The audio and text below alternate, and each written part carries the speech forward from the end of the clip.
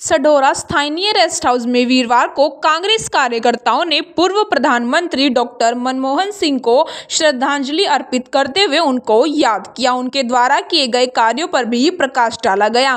कांग्रेस सेवा दल की राष्ट्रीय सचिव रेखा कश्यप ने डॉक्टर मनमोहन सिंह को याद करते हुए उन्हें श्रद्धांजलि दी।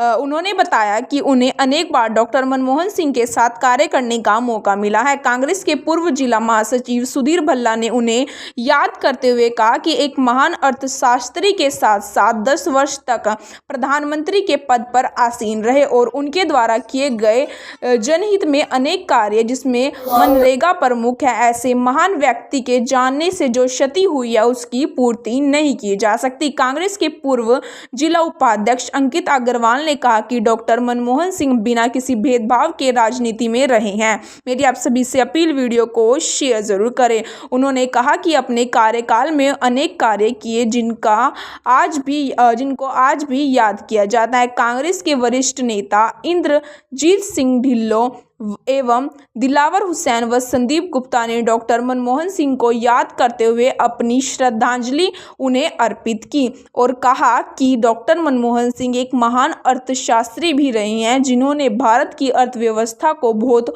ऊंचाइयों तक पहुंचाया है। मेरी आप सभी से अपील, वीडियो को शेयर जरूर करें। उन्होंने मनरेगा योजना किया, शुभारंभ किया, उसके बाद शिक्षा का कानून बनाया, उसके बाद खाद्य कानून भी उन्हीं के द्वारा बनाया हुआ है। तो ऐसे अनेक ऐसे कार्य किए जिसके लिए आज भी देश उनको याद करता है और हमें भी बहुत दुख के साथ ये कहना पड़ रहा है कि ऐसी महान शख्सियत के जाने से जो भारत को क्षति हुई है उसकी पूर्ति कभी भी नहीं हो सकती। तो ऐसे श्रद्धा सुमन अर्पित करते हुए हम परमपिता परमात्मा से यही प्रार्थना करते हैं कि परमात्मा उन्हें अपने चरणों में स्थान दे और इसी प्रकार कांग्रेस दिन दुगनी रात चौगुनी तरक्की भी करती रहे। सबसे पहले तो मैं आपके चैनल का दानेराला टीवी का धन्यवाद करता हूं।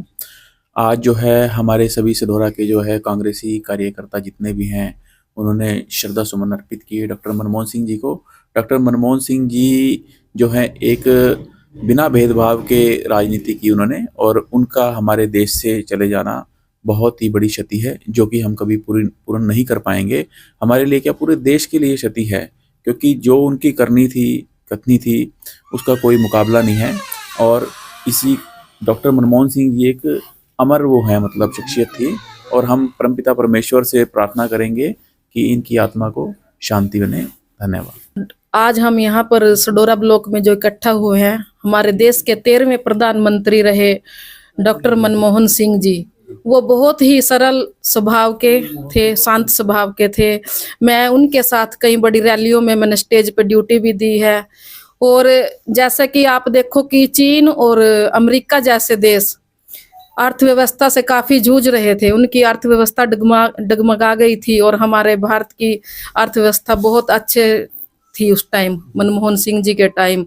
उनको विदेश में भी बहुत ही अच्छे तरीके से लोग जानते हैं। कैम्ब्रिज यूनिवर्सिटी में उनके फोटो लगी हुई है कि एक छोटी बात नहीं है, बहुत बड़ी बात है। और सिख समुदाय से एक भारत के सबसे पहले प्रधानमंत्री रहे और उन्होंने अपने कार्यकाल में अनेकों ऐसे काम किए जो आज भी याद रखे जाते हैं। उनकी पुण्यतिथि और जयंती पे उनको हम श्रद्धांजलि दें तो उनका मान सम्मान हम बना सकते हैं। और ऐसे ही हम जैसे यहाँ इकट्ठा हुए हैं, हम अपने प्रधानमंत्री जी के लिए, मनमोहन जी के लिए बहुत ही तहे दिल से और नम आंखों से श्रद्धांजलि अर्पित करते हैं।